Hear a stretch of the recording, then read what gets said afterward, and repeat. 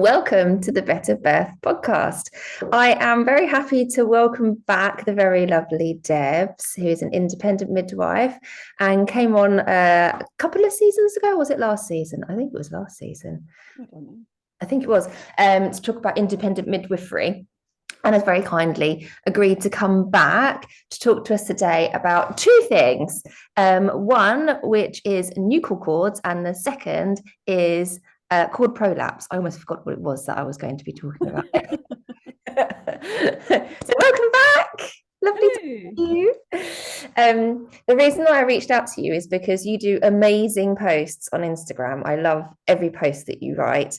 And you do a fantastic post on nuchal cords, which I really wanted to do an episode on because I think it's something that is quite misunderstood.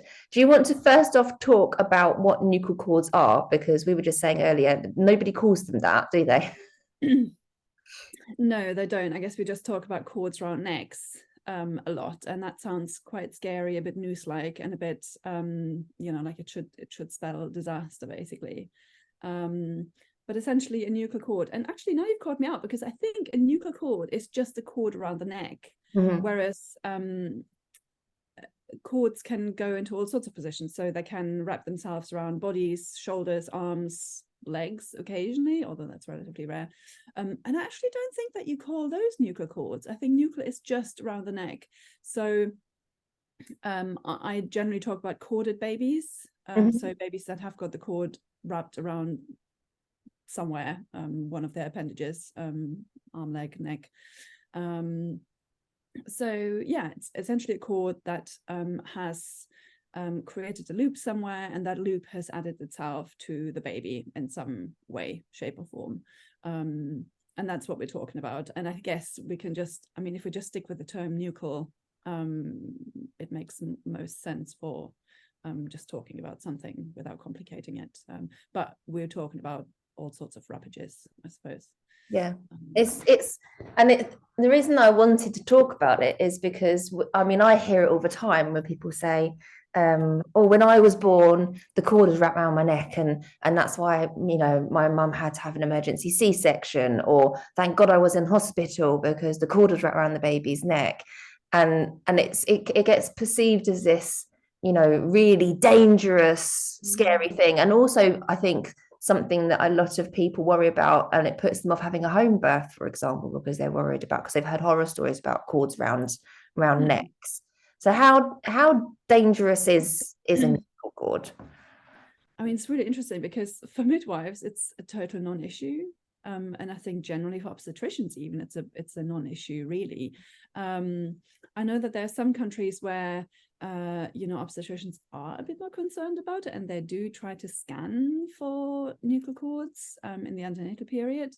But what are you going to do about it when you see one? There's really nothing that we can do. We can't unloop it, and research has shown pretty clearly that doing an elective section for a nuchal cord is really not appropriate. And yeah, in this country really, and I think actually also in most other countries, birth professionals are generally not concerned about nuchal cords because they're so common. About a third of babies are corded in some sort of way, and generally it doesn't cause an issue. Most of the research is very reassuring about nuchal cords. Some of the research has even found that it's a sort of a reassuring feature. Perhaps, theorizing, perhaps because if the cord is relatively long and loops itself around somewhere, then there's less cord floating around freely, ready to be compressed. It's sort of in a nice little safe, squidgy channel where not much compression, which is basically what we're concerned about. We're not concerned about strangling the baby because I guess that's what people imagine, isn't it? Yeah. Strangling the baby. But babies don't breathe. So we can't really strangle a baby in utero as such.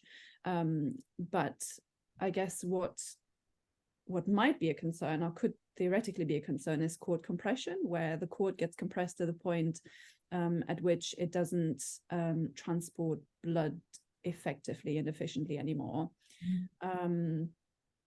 And that's the thing that we as birth professionals maybe think about sometimes when we see certain features during a labor. But generally, we don't worry about nuchal cords because they're just common and they are a normal feature of a baby in utero. So yeah.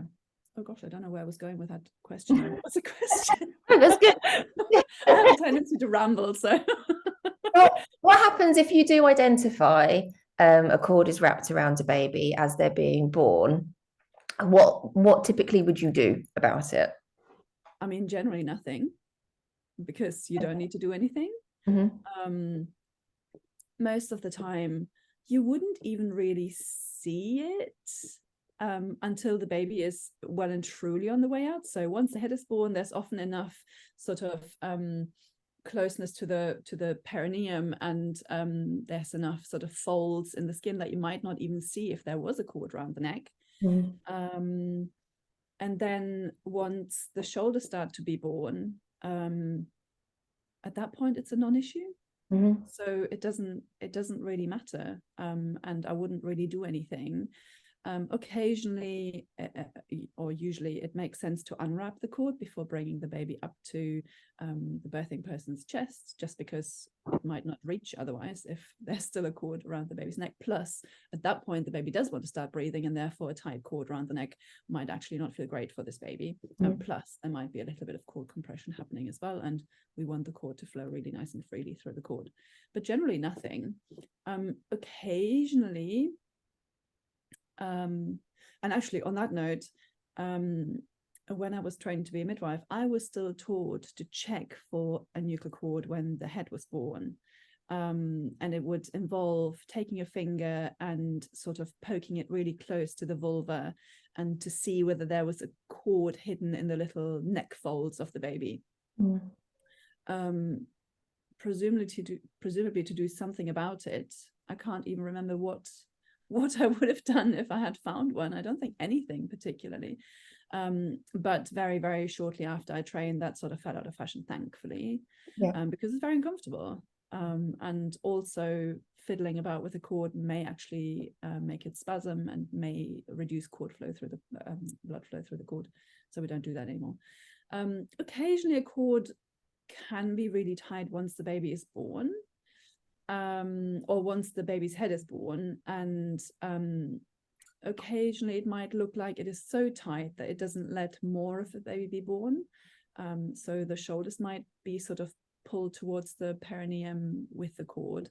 And when that happens, we've got something called the somersault maneuver, where we basically assist the baby's head to point towards, or to move towards one of the birthing person's thighs, and then the baby's body can be born past the baby's head. This is quite difficult to visualize, but if you Google the somersault maneuver,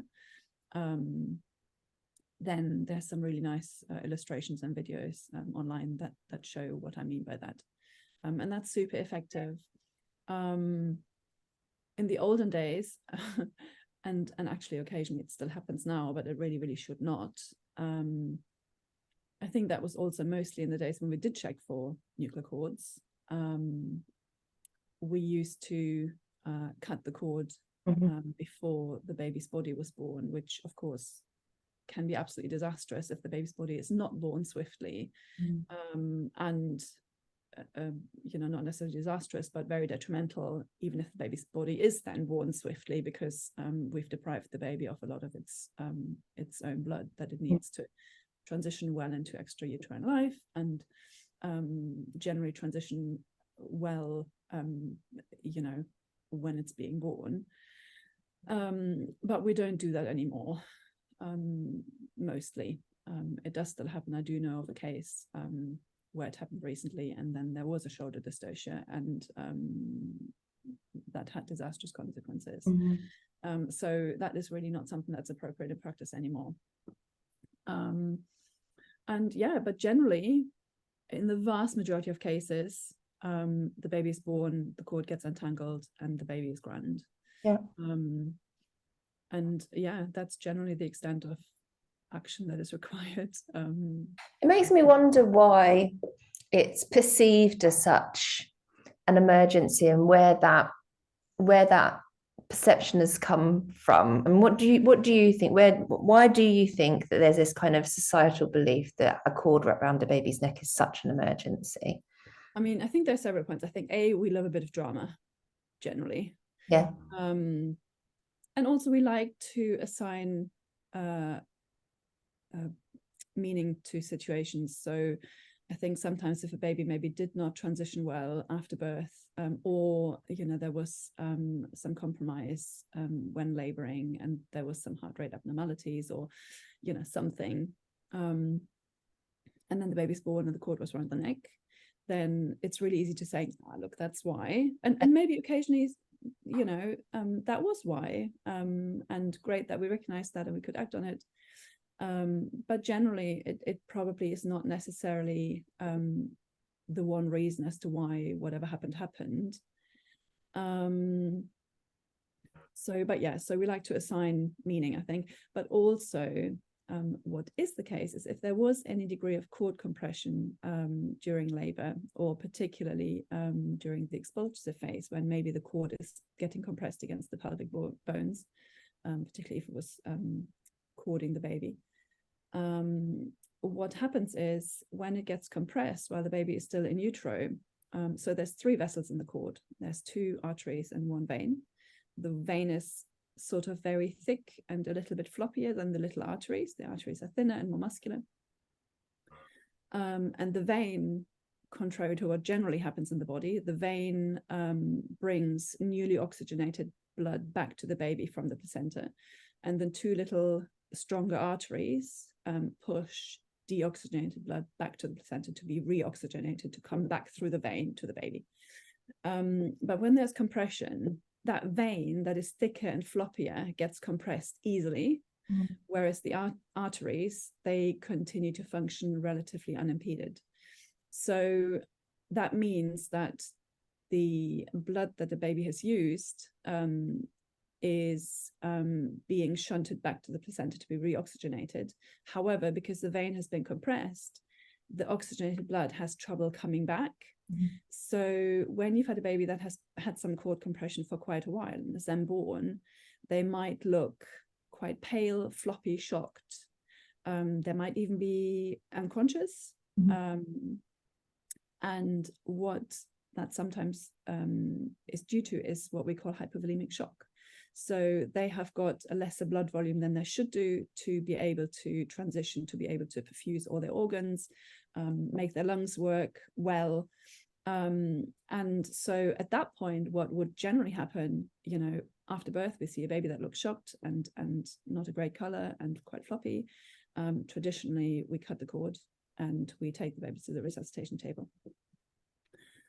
However, if you have a baby that has had cord compression and is affected by hypovolemia, so lesser blood volume than is appropriate, what they need is their blood back. Yeah. Desperately. And when they get their blood back, they often recover remarkably quickly and well, because that was all that was, in inverted commas, wrong with them. So when we cut the cord to those babies, we leave them in this state of hypovolemia, which is obviously not great. However, if we leave the cord intact and maybe start transitioning and assisting this baby to the transition while the cord is intact, oftentimes, if compression hasn't been too severe, oftentimes the cord will refill and the baby will get its blood shunted back to it, because the vein can transport the blood again without compression. And so oftentimes what happens is what we call autoresuscitation. So the cord will automatically by itself help to resuscitate this baby.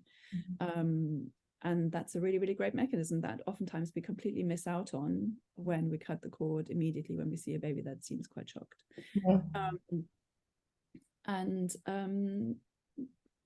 think oftentimes we see that scenario, and then again we assign that meaning, this baby is shocked because the cord was around the neck, and in those instances it might be true. There was too much compression perhaps, maybe not even from the cord around the neck, but because the cord was sort of higher up on the baby's body, and then when the baby was born or the head was born, there was compression as it got squeezed by the pelvic bones. And so in that case, it's sort of true, but also we sabotage the whole situation by cutting the cord then early. And yeah, so I think we've got those two things, wanting to assign meaning and also sabotaging things when the cord has caused a bit of an issue, which it can do. You know, it is possible. And yeah, I think that's where that comes from, to be honest. And I think that brings us quite nicely onto cord prolapse as well, because this is another situation that can occur during labor. And I suppose that's the emergency aspect of a cord prolapse is the cord compression, right? Do you want to talk a little bit about what a cord prolapse is? Because I think it's something that, I mean, I'm aware of, and I know lots of birth workers are aware of cord prolapse, but a lot of pregnant people haven't heard of it before and don't know what it is. So essentially, a cord prolapse is where the cord is exiting the uterus, sometimes vagina, before the presenting part is. So the presenting part is the part of the baby that is going through the pelvis first, basically, and that's usually a head. Sometimes it's a bottom. Occasionally it's something else like an arm, but that's something you know, a bit of an emergency in itself. So I'm not going to go into that. And because the cord ends up before or in front of the presenting part, it can become really very compressed. And it's one of those things that is a definite obstetric emergency that can and often does lead to the death of the baby. Mm-hmm. And yeah, the direct cause of death or of distress in that case would be cord compression. And cord prolapse can come in very many different ways. It can either be very, very obvious, where a loop of cord is coming out of the vagina, and it's very obvious to everyone that that's what happened. Sometimes the cord can be out of the cervix and in front of the baby's head, but really not visible or even easily felt by anyone. But the birthing person might feel there's something in their vagina that feels a bit weird. And sometimes it can also just be at cervix level, but in front of the baby's head, with the baby's head exerting pressure on it, even possibly with intact membranes too. And that would be more called a cord presentation, but it's quite likely to then move towards a cord prolapse, I guess, if waters go, for example, and there's more pressure on the cord. Very rare. I think the stats are about 0.1 to 0.5% of all births or something. It's a very, very, very unlikely scenario. It's very, very unlikely in a straightforward normal birth. It's more likely if a baby is very, very tiny, premature, presenting in an unusual way. So if a bottom is down, if the baby is sideways, if the baby is oblique, it's much more likely then. It's more likely after obstetric intervention. So after artificial rupture of membranes, much more likely then to occur. You know, a bit more likely if the baby is in an unstable lie, so if it moves position a lot, if someone's had lots and lots of babies before and the baby's head is not in the pelvis well, if there's lots and lots of amniotic fluid, what we would call too much or polyhydramnios, then it's a little bit more likely as well. So it's more likely in specific situations and less likely if everything is completely normal and straightforward. But you know, it can happen, and generally it means that the baby needs to be born ASAP, as in right there and then if possible, and oftentimes that is via crash cesarean section if in the hospital, If at home, it's a bit more tricky because obviously you need to get to the hospital. Occasionally, a cord prolapse can happen when birth is imminent and you're at home. In that scenario, you might just try to get the baby born as quickly as possible and call for help in the meantime. Mm-hmm. That's quite a tricky call to make as to when to transfer and when that needs to happen. But yeah, it's one of those emergencies that no one wishes to ever encounter, but it does sometimes happen. It can be managed. It doesn't always lead to the absolute most disastrous outcome, but there is a chance that it might, and it's a fairly good chance. And I would have to look at the incidence of cord prolapse and the rates of adverse outcomes from that. I haven't had a chance to do that. But yeah, do you want to talk about how it might be managed? Yeah, I think that would be helpful. Yeah, because I know how it can be managed, and I think the aim of a lot of the stuff that I put out there is to educate people so that things don't happen in the moment and they had no clue what was going to happen, because I think that could be quite traumatic. So yeah, I mean, if you can cover what the steps would be and what would happen if you did have a cord prolapse, I think it would be good.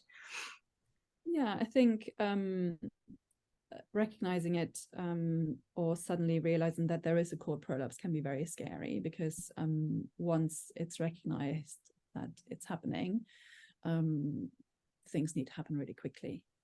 There really isn't a lot of time for nuanced discussions, and there just isn't at that point. If it's an acute cord prolapse, it really is a life and death thing, unfortunately. So I, for example, always cover it with my clients before birth. I just have a chat about all sorts of emergencies if they want to. If they don't want to, then that's fine too. But most people do actually want to know a little bit about what might happen in worst case scenarios, so that they are prepared. So essentially what needs to happen if there is a cord prolapse is for the pressure of the baby's presenting part to come off the cord as much as possible, so that the cord can continue to shunt blood to the baby effectively, or as well as possible in that scenario. And that we can try to do that in several different ways. So one is maternal position. So generally the birthing person would maybe go into a position where the pressure of the head is not quite so much on the cervix anymore, and that's generally in all fours on the ground, with head on the ground and the bum in the air. And as undignified as that is, at that point, it's a good option to take. And that might also then involve the midwife's fingers trying to push the head off the cord. With consent, obviously.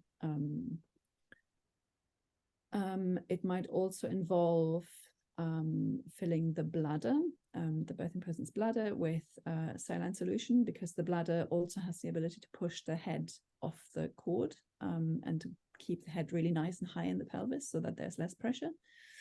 And then ambulance transfer wise, that's quite tricky, because ideally you'd want someone to transfer in the knee chest position, so head on the floor or the stretcher, bum in the air, so that there's a slope with the bum being the highest part. But the ambulance staff are generally not happy, and it's probably not very safe, to be fair, to be driving around like that, because you can't secure someone easily on a stretcher like that. So what we would generally do is we would suggest that someone goes into a side-lying position, exaggerated, we call it exaggerated Sims position. So side-lying, like a recovery position, but then with several pillows or wedges under the bottom, so that the bum is as high as possible, and the baby's head, again, is not as close to cervix as it was before. And we would pre-inform the labour ward of the local hospital to say that we are coming and please get theatre ready, unless the baby is born in the meantime, which occasionally can happen. But generally, the safest thing probably would be a cesarean section. Again, you would have to consent to that. but it is important to recognize that it really is a life and death thing in many instances, and that would be the situation. Yeah. And usually the cesarean section would be under general. It would just be very quickly putting you to sleep and getting the baby out as quickly as possible. So yeah, you know, very scary and rushed situation, but like I say, thankfully incredibly rare. Yeah. Knock on wood. Yeah. And then this is why I think it's good to have these discussions and to make, you know, pregnant people aware, because it's a consideration to make when thinking about you know, so for example, medical interventions like induction, which, you know, there are certain methods of induction that may increase the chances of a cord prolapse, like having your waters broken, or like a balloon catheter, for example, which also increases the chances of cord prolapse. And I think knowing, for example, like you said, you know, if you do have an emergency C-section, that you're likely to be under general anaesthetic. I think I don't think that's something that most people plan for. You know, they'll do their birth preferences and they'll do their C-section preferences, and they'll be assuming that they're having a spinal or an epidural. So I think, you know, just being aware that it is a possibility for a general anaesthetic, and you know, just putting some planning into that, I think, is a really important thing to do. Definitely. I think especially if you are having a cesarean under general, which is, to be fair, very, very rare these days. I'm really sorry, but the neighbour's having some building works done, if you can hear. Oh no, I can't hear anything. But because you are asleep and you won't be able to have someone in theatre with you, it's really worth putting some thought into what you would happen with your baby at that point, and what you would like to happen in terms of breastfeeding and putting the baby to the breast for the first time and all those things. So yeah, having a tiny bit of thought towards that is possibly not a bad idea, depending on your circumstances, I guess. Yeah. But yeah, mind you, I feel like we've talked a lot about really horrible emergencies right now, but we really have. But I think, you know, and I don't know, I guess, you know, as a hypnobirthing instructor, we talk about, you know, staying positive and talking about all the lovely, you know, positive aspects of birth. But I do feel like it's important to be informed about different emergency situations as well, because it can be really traumatic, particularly if it completely blindsides you and you didn't know this was a possibility, and you've put no planning in place. It can be quite a you know, very negative thing. I'm not saying that just because you've got a plan in place it's not going to be traumatic, but I think having some awareness of these situations, I do think is helpful. Yes. I've definitely met more people who were really grateful that they had discussed emergencies when they eventually had occurred, so that they had a bit of an idea of what was going on, what was likely to happen, understood what did happen when it happened, and it really was helpful in not making it necessarily a traumatic experience. And I've also met quite a lot of people who did have a traumatic experience when they absolutely had not wanted to consider anything might not go as planned with their birth. And it's difficult, isn't it? Because you know, like you say, in birth preparation we do talk a lot about, I mean, I don't actually necessarily, but lots of people talk a lot about just, you know, putting it out there in the universe that you're going to have a really good positive birth, and you know, you reap what you sow and all that stuff. And I think a positive mindset is very helpful to some extent, but it's also in many ways putting the head in the sand a little bit, particularly in the context of birthing in this cultural context, and birthing in this system of maternity or gestational care that we currently have, where, you know, it is likely that you're going to have some sort of intervention or some sort of complication or some sort of thing that makes your care providers want to put some sort of prophylactic measure in place, that then in turn, makes your labor more difficult or more complicated than it needs to be. And not all of us, as hard as we might try, we don't have full control over that. We can try as hard as we want, and we still don't have full control over what happens to us when we enter into the current maternity gestational care system. Yeah. And we can't always be completely on our guard, particularly when laboring, because our head should not be in the being on guard space. It should be in, I'm laboring and I've surrendered to that and I'm just doing that space. So yeah, I think just thinking through and considering what might happen if anything happened that wasn't planned is a really good idea. Yeah, I think so. I think doing some prep, educating yourself, and I think you can do it in a more positive way. You 100%, watch, other people's traumatic experience unfold. Don't do that. To prepare yourself, which is why I don't love, watching things like One Born Every Minute as a way of antenatal prep. I don't think that's. Yeah, no, I would never suggest that anyone do that, because that's not what I meant. But no, but I do think educating yourself in a balanced way, I think, is really important. One thing that I did want to mention, because it's an occurrence that's happened with clients of mine, and it's related to the cord prolapse, is having a transverse baby, because I guess the concern there is if baby is side lying, because that's what transverse means, then there's a chance that you could end up with a cord prolapse. And so what's your views on being asked to stay in hospital from 37 weeks? Because it's something that one of my clients was told. She was like, your baby's transverse, you're 37 weeks, we want you to come in. And then she was in hospital for weeks waiting to go into labor because they wanted her on labor ward in case she went into labor and there was a cord prolapse.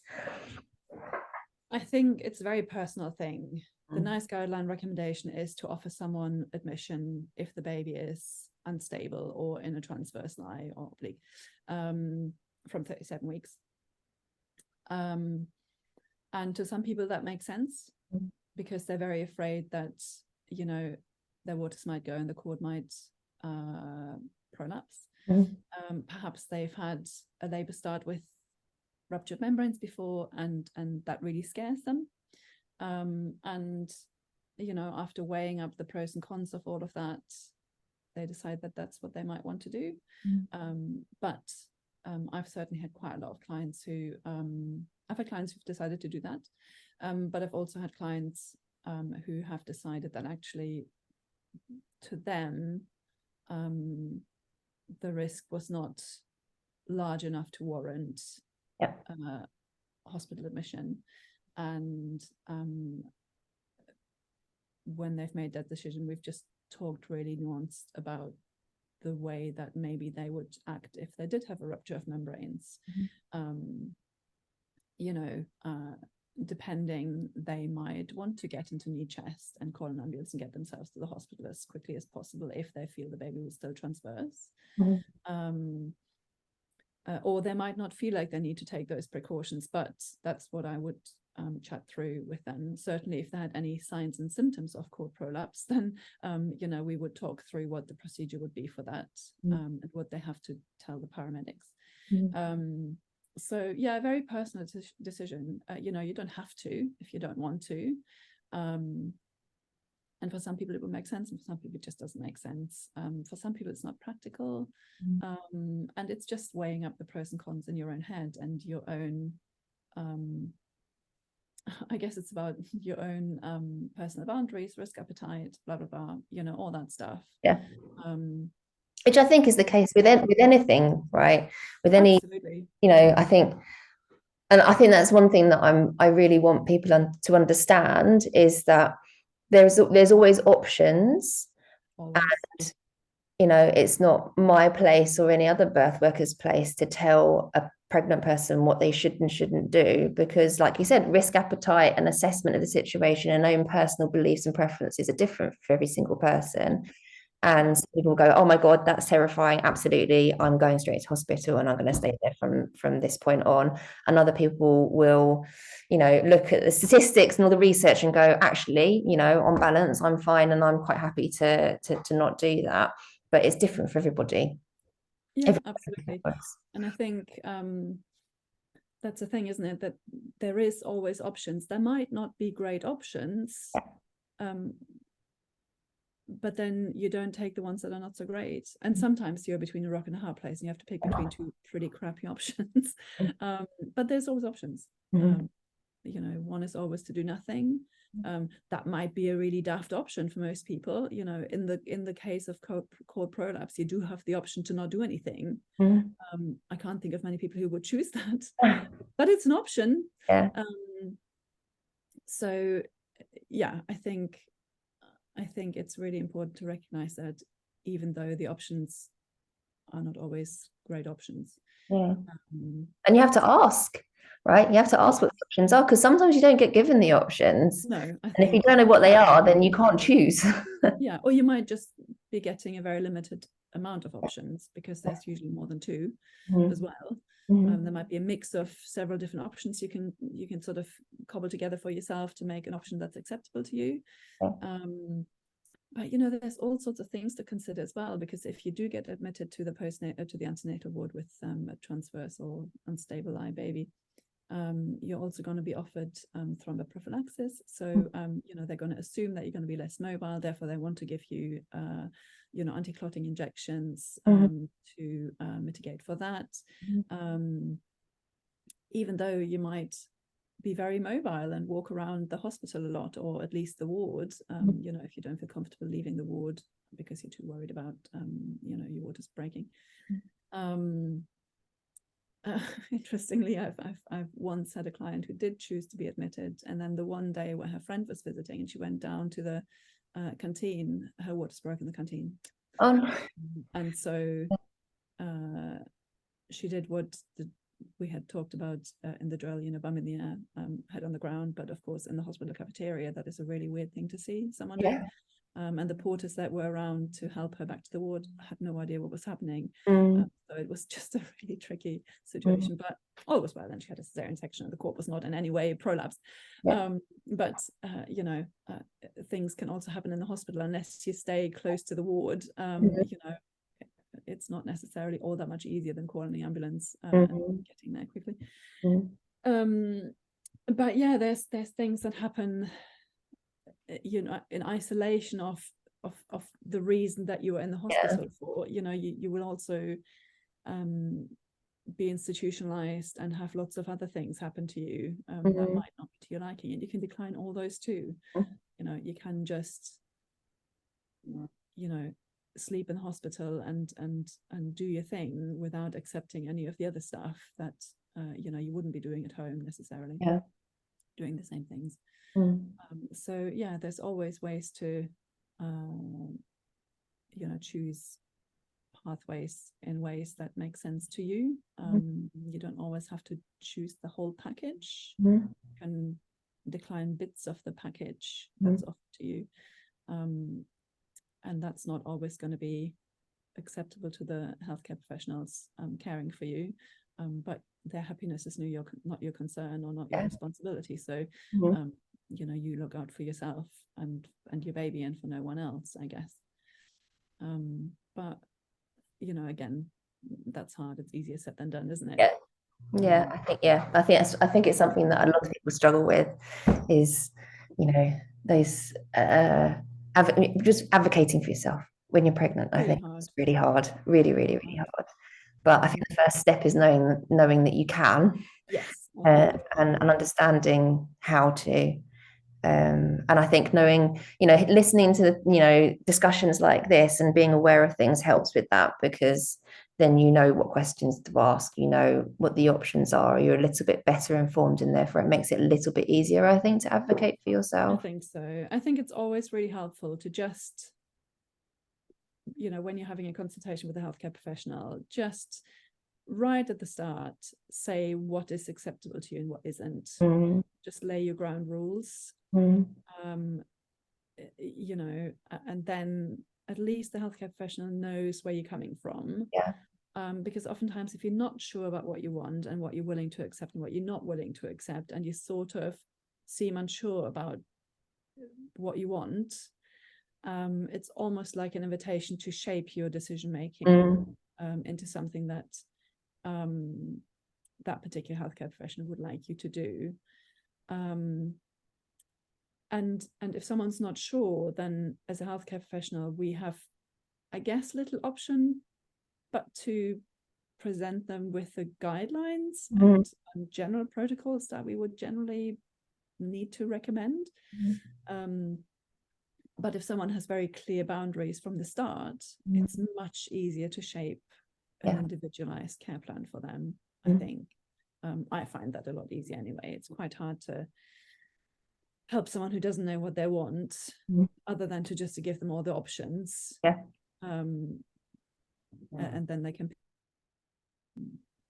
but if you don't know what you want, then that's quite tricky too. So yeah, I think think about what you want and then lay out the ground rules really soon, and very clearly, and I think then it's a lot easier to get support. I think this has been such a helpful, I feel like we've gone from nuchal cords to cord prolapse to advocacy and birth planning. But I think it's all part and parcel of the same discussion, really, isn't it? I feel like we haven't talked about nuchal cords actually very much. I know we did. Well, I think the top line is it's actually not an emergency. No, it's actually generally not a problem. It can occasionally be, but generally, if it is going to be a problem, there's going to be symptoms of that problem. That we would act on regardless of whether it was due to a cord or not. And so it's sort of a bit of a no-brainer. So hopefully it reassures, because I think it is something that people worry about. 100%. And hopefully this reassures them that actually it's not, you know, it's not as big an issue as I think people think it is or make out it. No, it really isn't. And it's as scary as a cord prolapse is, it's actually very, very rare. Very rare, but that is an issue if it happens. It is an issue. So just remind people, where can they find you if they want to follow you and read all of the wonderful stuff that you post up? So I have an Instagram that's at Debs Neiger. Don't ask me why I've got that name. I don't even know anymore. Myself. Anyway, but that's me on Instagram, DEBSAGOS. And then I'm just Debs Neiger on Facebook. And I also have a website, and that's www.debsneigerindependenttmidwife.co.uk. And that's where I can be found generally. Amazing. So talking about many different pregnancy, birthy, postnatal groups, and all sorts of corners of the internet. So what area do you cover for your independent midwife? So I'm based in York, but I cover the whole of Yorkshire up to Newcastle, down to Grantham, and then also west and east from me. So I cover a really, really big area. What can I say? I quite like to drive, so I'm sad you're not down south. I'm not that far, I don't think. Thank you so much for your time today. It's been amazing chatting to you. I'm sure I'm going to try and persuade you to come back on again at some point and talk about something else, because I just like chatting. To chat about, so. Thanks, Debs. Well, no worries.